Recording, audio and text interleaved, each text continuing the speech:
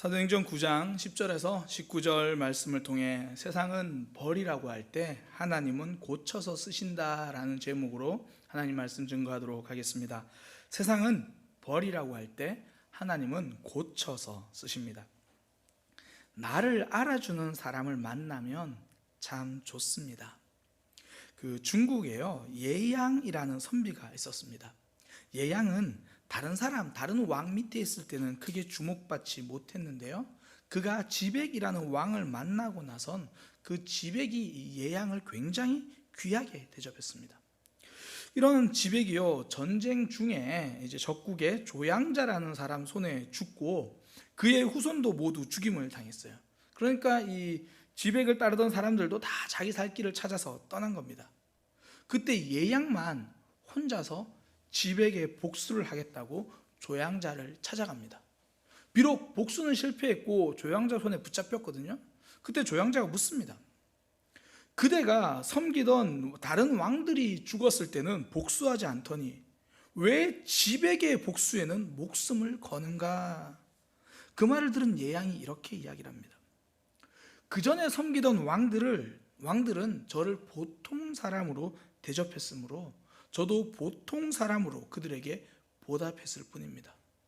그러나 지백은 저를 나라의 걸출한 선비로 대접하였기에 저는 걸출한 선비의 자세로서 그에 보답하려는 것입니다. 그래서 이때 예양이 했던 말이 굉장히 유명해졌습니다.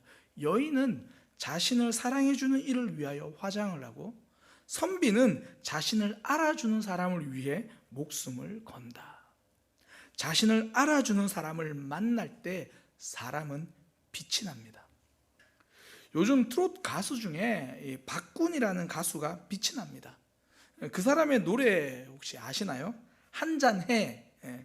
술을 마시지 않는 저도 들어봤을 정도로 유명합니다. 모르시나요? 한잔해 뭐 그런 건데, 저는 근데 그 노래가요, 이 박군이라는 사람의 노래라는 걸 잘 몰랐어요. 실제로 알려지지도 않았고요. 그러니까 노래는 아는데 가수는 잘 몰랐던 거예요. 근데 막상 그의 사연이 알려지고 났는데 사연도 평범하지 않더라고요. 노래는 하고 싶었는데 어머니가 암투병을 하시니까 그 암투병 하시는 어머니의 그 병 바라지를 하기 위해서 이 특전사에 입대를 한 겁니다. 그런데 정작 군에 있는 동안 어머니가 돌아가셨는데 임종도 못 지킨 거예요. 그렇게 15년 군 생활을 하다가 이제 가수로 도전을 하게 된 그런 이야기입니다. 그러니까 실력도 있고요, 사람들 입에 착 달라붙는 그런 노래도 가지고 있었고요, 게다가 스토리까지 가지고 있는 사람이었습니다. 그런데도 그 전까지 트롯신에 떴다라는 프로에 출연하기 전까지는 아무도 몰라주니까 노래는 떠도 가수는 뜨지 못하는 거예요. 그러니까 그런 박군에게 트롯신이 떴다라는 예능은요, 그를 빛나게 해준 무대가 된 거죠. 그러니까 뛰어난 가수라고 해서 다 잘 알려지는 것은 아닌 것 같아요. 지금 어디에도 제2의 박군은 있을 거죠. 지금 어디인가 걸출한 선비가 자신을 알아줄 사람을 기다리고 있는 제2의 예양이 있을 거예요. 근데 세상은 그런 이들을 잘 알아주지 않을 때가 많습니다.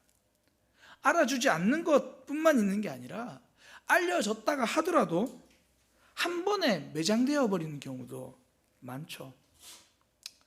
2000년부터요 2011년까지 미국 메이저리그에서 뽑힌 신인들의 수만 해도 17,925명입니다. 10,000명이 넘어요. 17,000명이 넘죠. 근데 그 중에서요, 메이저리그에서 한 번이라도 뛴 선수는 1,500명도 안 됩니다. 1,326명. 그러니까 모두들 메이저리그에 뽑힐 정도니까 초등학교, 중학교, 고등학교 때는 그 자기 학교에서 가장 야구를 잘하던 사람이에요. 야구 신동이라고 불리던 사람들이라고요.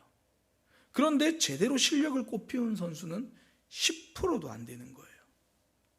이런저런 슬럼프, 돌파하지 못한 한계, 세상은 이런 걸 기다려주지 않아요. 혹여나 한 번이라도 실수하면 그걸로 선수 생활을 접어야 하는 경우도 많습니다. 그 세상은 이렇게 이야기하잖아요. 실수한 사람들, 잘못한 사람들을 보면서 세상은 사람은 고쳐 쓰는 게 아니다, 이렇게 이야기를 하거든요. 물론 사람이 쉽게 달라지지 않는다, 그런 의미겠죠. 그런데 하나님은 사람을 고쳐서 쓰십니다. 사람을 변화시켜 주십니다. 사울은요, 예수님을 믿는 사람들을 핍박했습니다.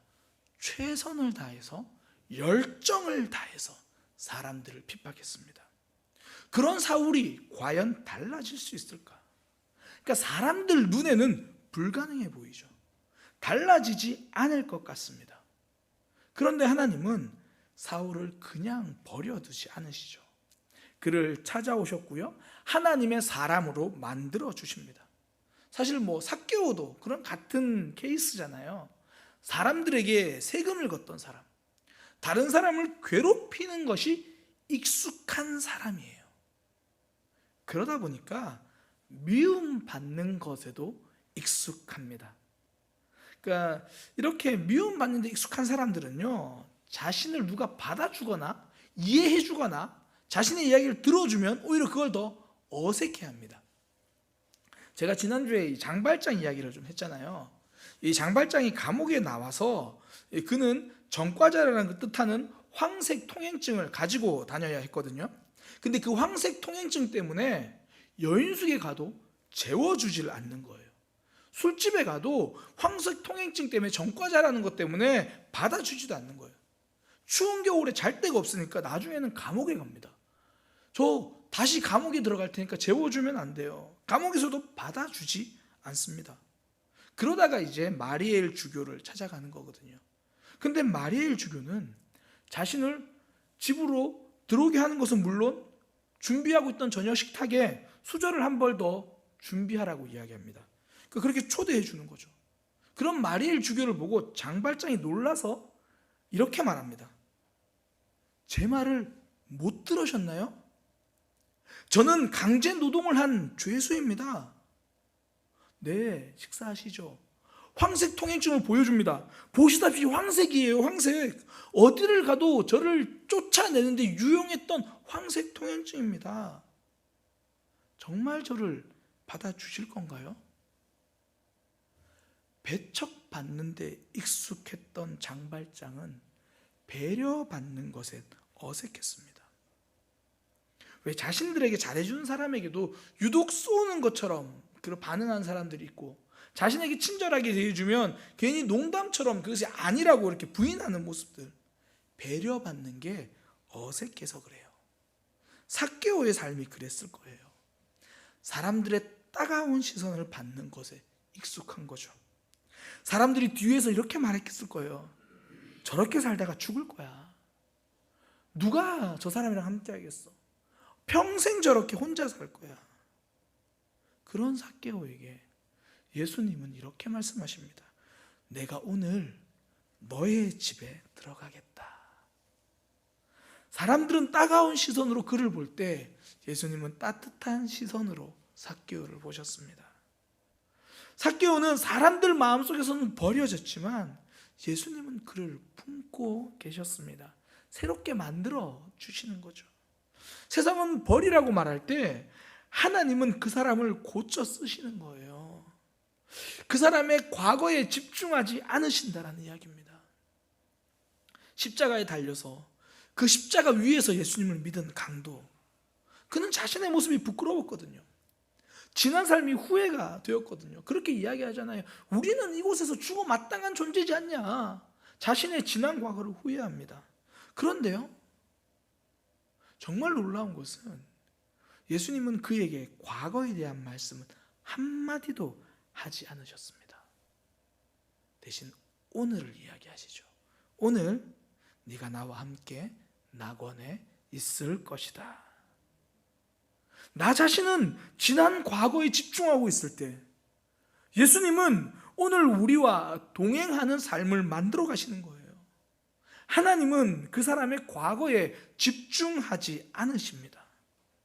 그런데 세상은요, 그 사람의 과거를 보고 그 사람을 판단합니다. 그 사람을 뽑을 때도 잊지 않고 들어가는 소유가 뭔지 아세요? 이력서입니다. 지금까지 어떤 삶을 살아왔는가, 과거에 어떤 대학을 나왔고 어떤 일을 했고 당신은 이제까지 어떤 경험을 했습니까? 그거 쓰는 게 이력서잖아요. 이력서란 그 말의 뜻 자체가 발자국을 기록한다라는, 발자국이 기록된 종이라는 뜻이에요. 앞으로 일할 사람을 뽑는데 과거에 대해서 물어봅니다. 지금 아나니아도요, 사울의 이력서만 보고 있는 거예요. 하나님이 말씀하십니다. 아나니아야, 직가라고 하는 곳에 가면 사울이 있다. 지금 그 사람이 앞을 보지 못하는데 네가 안수 기도해줘서 보게 해주어라.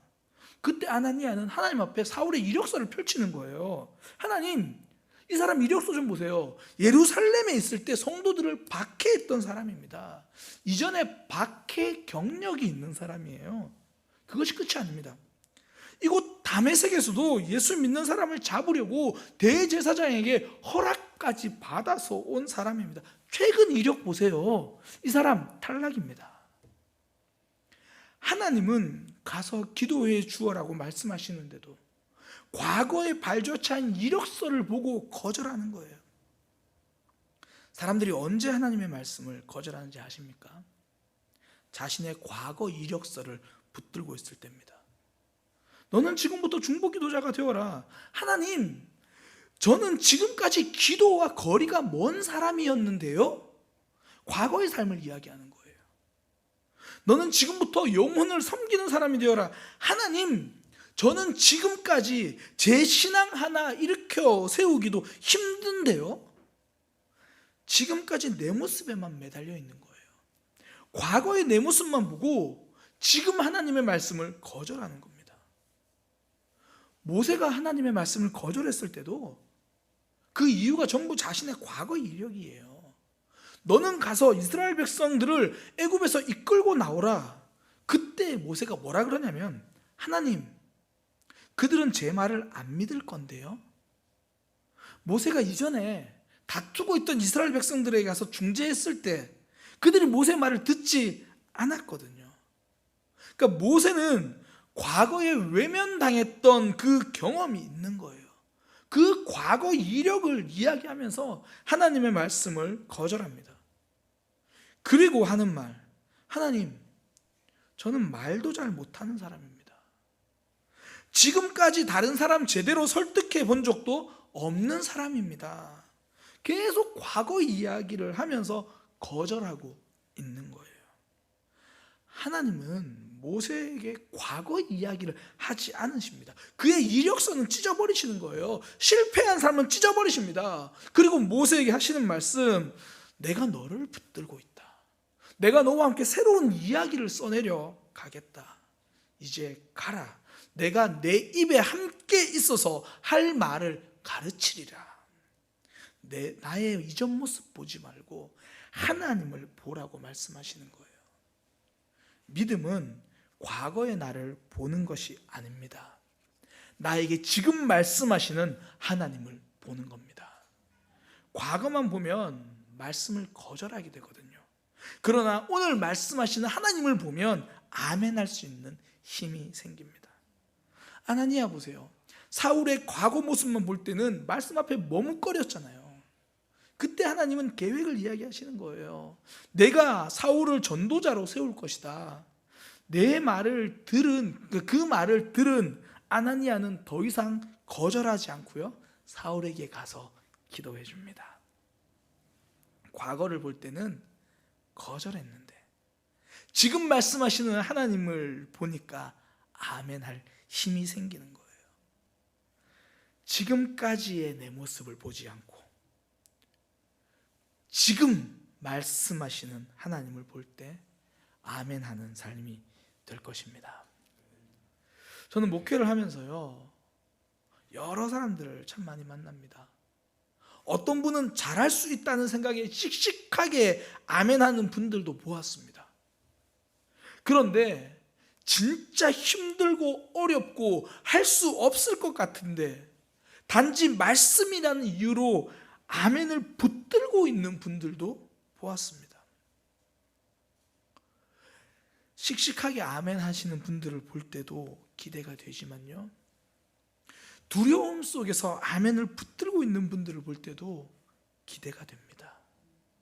그것이 믿음입니다. 제가 최근에 집에서 컴퓨터로 최근에 개봉한 영화 뮬란을 보았습니다. 그 영화에서요, 주인공 뮬란과 그녀의 아버지가 대화하는 장면이 나와요. 나라에 전쟁에 나가지고 이 아버지가 전쟁에 참전해야 되는 거예요. 근데 제대로 걷지도 못하거든요. 칼을 들 힘도 없는 아버지예요. 그런데 나라를 위해서 참전하겠다고 그러는 거예요. 그런 아버지를 보고 뮬란이 이렇게 말합니다. 저도 아버지처럼 용감하면 좋겠어요. 그때 뮬란의 아버지가 뮬란에게 이렇게 이야기해 줍니다. 두려움 없는 용기는 없다. 용기란 두려워하지 않는 것이 아닙니다. 두려워도 도망가지 않는 것이 용기입니다. 두려움 없는 아멘은 없습니다. 지금까지 내 모습만 보면 당연히 두려움이 생기죠. 두려운 것이 정상입니다. 그러나 아멘은 내 모습 보고 하는 것이 아니라 나를 불러주신 하나님 때문에 아멘 하는 것이에요. 예전에는 학교 성적표에 보면요, 수, 우, 미, 양, 가 그렇게 표시되어 있었죠. 저도 이 국민학교 출신이라 이 수, 우, 미, 양, 가로 성적표를 받았습니다. 지금은 뭐 그렇게 표시하지 않죠. 바뀐 이유가 뭐 성적을 그렇게 꼭 등급으로 나눠야 되는가, 그러면서 요즘 수능은 1, 2, 3, 4, 5, 6, 7, 8, 9 그러면서 뭐 그런 의견도 있고, 또 하나는 이게 뭐 수미양가가 원래 일본에서 온 거라고, 일본 교육의 잔재라고 해서 뭐 바뀌었다 이렇게 말들을 하더라고요. 근데 이 수미양가의 한자의 뜻을 알고 보고 나니까요, 저는 이게 되게 마음에 들어요. 수는 한자로 빼어날 수거든요. 그러니까 특히 우수하다, 수. 우는 한자로 넉넉할 우예요. 그러니까 실력이 넉넉하다, 그 정도면 충분하다, 우예요. 미는요, 아름다울 미예요. 제가 초등학교, 그러니까 국민학교 기억하는 제 성적 중에 국민학교 3학년 때 체육이 미였어요. 미. 어릴 땐 대부분 수하고 우를 봤잖아요. 근데 제가 체육이 미였어요. 지금 그 이유를 알겠어요. 운동하는 제 모습이 이뻤던 거예요. 그냥 미. 그 다음이 양이거든요. 이 양도 한자 뜻이 뭐냐면 어질다, 좋다, 훌륭하다라는 거예요. 너의 성적은 양이냐? 그래도 너는 훌륭하다라는 거예요. 가장 아름다운 건 가입니다. 가의 뜻은요, 가능할 가입니다. 얼마나 멋있습니까? 가를 받아도 앞으로 충분히 가능성이 있다라는 이야기죠. 우리가 지난주 한 주간 우리의 믿음 생활을 혹여 수, 우, 미, 양, 가로 매긴다면 하나님 앞에 가일 확률이 많습니다. 부끄럽죠. 연약하죠. 나는 잘못해서 가라고 생각하는데 하나님은 내가 너를 붙들고 있으니 가능해서 가다, 이렇게 말씀하시는 거죠. 하나님은 과거에 부족했고 실수 많았고 하나님과 멀어져 있어도 우리를 버리지 않으세요. 다시 고쳐 쓰시고 내가 너를 붙들면 가능하다 말씀하시고 다시 우리를 사용하십니다. 그러니 성도는 하나님을 볼 때 아멘 하는 겁니다. 어제까지 내 모습만 보면 아멘 하지 못해요. 대신 나를 고쳐 쓰시는 하나님을 볼 때 아멘 하는 거예요. 사실 우리는 나를 잘 못 믿잖아요. 이렇게 하겠다고 결심하지만 잘 못 믿잖아요. 잘 믿으신다고요? 다이어트 생각해 보세요. 자신을 잘 믿을 만한 존재가 못 됩니다. 그런데요, 하나님은 우리를 계속 붙들고 계시거든요. 그러니까 사울에게도 사명을 맡기시잖아요. 이 사람은 내가 이방인과 임금들과 이스라엘 자손들에게 전하기 위하여 택한 나의 그릇이다. 믿어준다는 가장 큰 증거가 있어요. 맡겨주는 거예요. 일을 맡기는 게 믿어준다는 증거거든요. 제가 이전에 한번 말씀드린 기억이 있는데요, 제가 사역을 하고 첫 새벽기도 설교를 맡은 적이 있습니다. 울산 성일교회에서 이제 첫 사역을 했고요. 첫 이제 그 당시는 제가 주말에만 사역하던 파트타임 전도사였거든요. 한 번은 이제 담임 목사님과 부목사님이 두 분 다 지방회 세미나에 참석하시면서 그래서 저에게 이제 첫 새벽 기도를 부탁하고 가셨습니다. 그러니까 제가 신학교 때 말고요, 사역을 시작하고는 첫 새벽 기도 설교였어요. 정말 긴장되더라고요. 늦게까지 설교 준비를 했어요. 긴장돼서 새벽에 잠도 잘 안 와요. 일어나야지 그러고 이제 잤어요. 눈을 떴는데 7시예요. 태어나서 첫 새벽 기도 설교를 맡았는데 눈 뜨니까 7시예요. 그런데 또 하필 담임 목사님이 급하게 교회에 일이 생겨서 그날 오셨어요. 얼마나 제가 당황이 돼요. 그래서 어쩔 수 없이 목사님 찾아가서 말씀드렸죠. 목사님, 제가 오늘 새벽에 못 일어나서 설교를 못했습니다. 그때 목사님이 하신 말씀, 그래 괜찮아, 젊은 사람이 그럴 수 있지.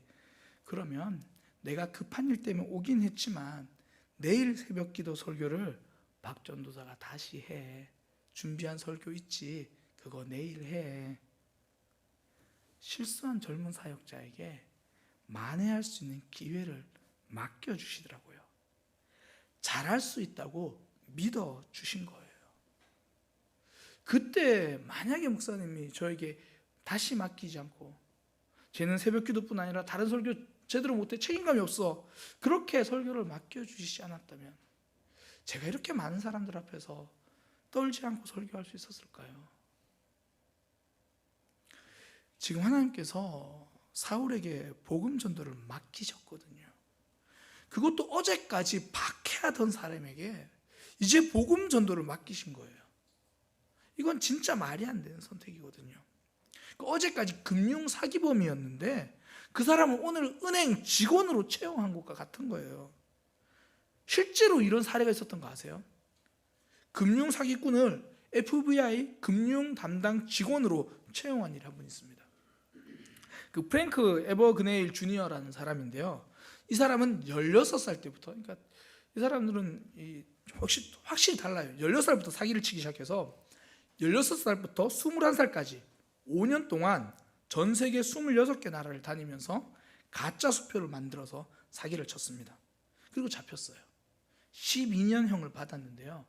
미국 정부가 감옥에 있는 그를 찾아와서 금융 사기를 잡을 수 있게 도와주면 풀어주겠다, 그렇게 이야기를 한 거예요. 그래서 이후에 25년 동안 FBI에서 일하면서 금융 사기나 위조 방지를 위한 새로운 교육과정 만들고 매뉴얼 만들고 가짜 수표 다 잡아내고 그 일을 한 거예요. 이 사람이 이 말이 내용이 너무 유명해서 영화로도 실제로 만들어졌어요. 그 Catch Me If You Can, 저를 닮은 배우가 나오거든요. 레오나르도 디카프리오. 제 집사람이 이렇게 끄덕이고 있어요 지금. 그러니까 이 사람은요, 굉장히 똑똑했기 때문에 사실 이런 일이 가능한 거죠. 영화에서는 사기를 잘 치려고 변호사 자격증을 실제로 따요. 영화에서 보면 2주 만에 땁니다. 근데 영화니까 그렇죠. 실제로는요 7주 만에 땁니다. 2달 동안, 2달도 안 되는 시간 공부해가지고 변호사 자격증 따는 거예요. 공부는 이런 사람이 하는 거 봐요. 그러니까 이 사람은 금융 사기를 치고도 FBI 금융 쪽에서 일하는 거죠. 근데 우리는요 그렇지 않잖아요.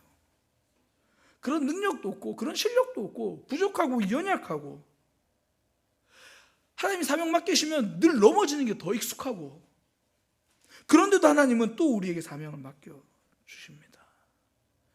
우리를 믿으신다는 거예요. 내가 너를 포기하지 않고 사랑하고 있다는 거거든요. 송병주 목사님이 쓰신 책에 보면, 쓰신 책, 오후 5시에 온 사람이라는 책이 있는데요. 그 책에 보면 한 어머니의 간증이 기록되어 있습니다. 이제 그녀는 청년 시절에 선교사가 되고 싶어서 마음속으로 다짐을 합니다. 근데 그 마음의 다짐을 이루지 못한 채 결혼을 해요. 그리고 아이를 낳는데 첫 번째 아이가 중증 장애인으로 태어납니다. 첫 번째 아이뿐 아니라 두 번째 아이까지 중증 장애인으로 태어납니다. 세 번째 아이를 가졌어요. 또 중증 장애인으로 태어났습니다. 그녀가 드는 첫 번째 생각, 내가 사명을 다하지 못해서 벌을 받고 있는 것인가? 그 다음 이어지는 생각. 하나님, 저를 벌하기 위해서라면 저는 그렇다고 쳐도 이렇게 평생 장애를 가진 채로 살아야 하는 아이들에겐 너무 잔인한 거 아니에요? 그런 생각이 드니까 너무 고통스럽고 하나님 원망스러운 거예요. 그래서 계속 답답한 마음에 원망하고 원망하며 기도하고 눈물을 흘리며 하나님께 계속 질문을 던지면서 기도한 거예요. 하나님, 이유가 뭡니까? 도대체 3명 모두 중증 장애아를 이유가 도대체 무엇입니까? 징벌입니까? 어느 날 하나님이 그녀의 마음에 이런 음성을 들려주시는 거예요. 미안하구나 내 딸아. 이 세상에 꼭 보내야 할 연약한 새 영혼이 있는데 너라면 잘 맡아줄 것 같아서 너에게 보냈다. 너에게는 미안하지만 그래도 잘 부탁한다. 너라면 잘 할 수 있을 거니까. 그녀는 이 하나님의 음성을 듣고 통곡하며 감사하며 울었습니다. 하나님이 나를 믿어주셔서, 하나님이 나를 사랑해 주셔서, 나를 신뢰해 주셔서 이 땅에 꼭 와야 하는 새 천사를 선물로 주셨구나. 세상은 실력을 보고 일을 맡깁니다. 하나님은 우리를 사랑하셔서 사명을 맡기십니다. 지금까지 다른 사람 핍박하고 박해하던 사울, 그에게 복음 전하다가 박해받을 수 있는 기회가 생긴 거예요. 내가 지금까지 남을 아프게만 했던 그것이 미안해서 마음속에 응어리가 될 수 있는 그에게 돌 맞을 수 있는 기회를 주신 거죠. 그의 삶을 회복시켜 주시는 겁니다. 맡겨주신 것, 하나님이 우리에게 주신 사랑입니다.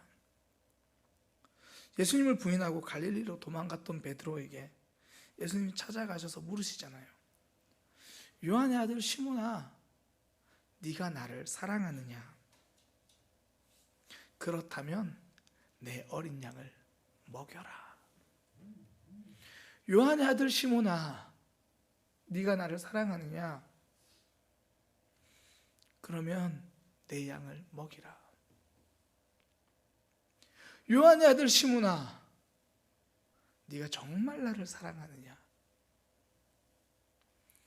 내가 주님을 사랑하는지 주님께서 아십니다. 그렇다면 내 양을 먹이라. 다 내팽개치고 도망간 베드로에게 사명을 맡겨주신 것, 하나님의 사랑입니다. 2020년 이제 12월입니다. 하나님께서 1년간 맡겨주신 사명이 있었다면 그만큼 우리를 믿어주신 것이고 그만큼 우리를 사랑해 주신 것입니다. 또 우리에게 사명을 맡겨주신다면 그건 우리를 버리지 않고 다시 붙들고 계시고 붙들어 주신다는 약속입니다. 하나님은 누구보다 우리를 잘 아시는 분이에요. 우리의 장점뿐 아니라 단점도 아십니다. 우리보다 우리의 약점과 상처를 더 잘 알고 계십니다. 그래도 우리를 버리지 않고 사명을 주셨습니다. 이 말은요, 고쳐주신다는 약속입니다.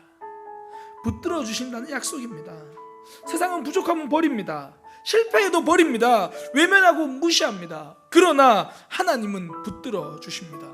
어제까지 넘어졌어도요, 과거는 보지 않고 새롭게 일으켜 세워 주십니다. 사명까지 주십니다. 그 하나님 앞에서 살아가는 믿음의 삶이 되시기를 소망합니다. 우리 그 찬양 하나님께 고백하겠습니다. 나의 안에 거하라.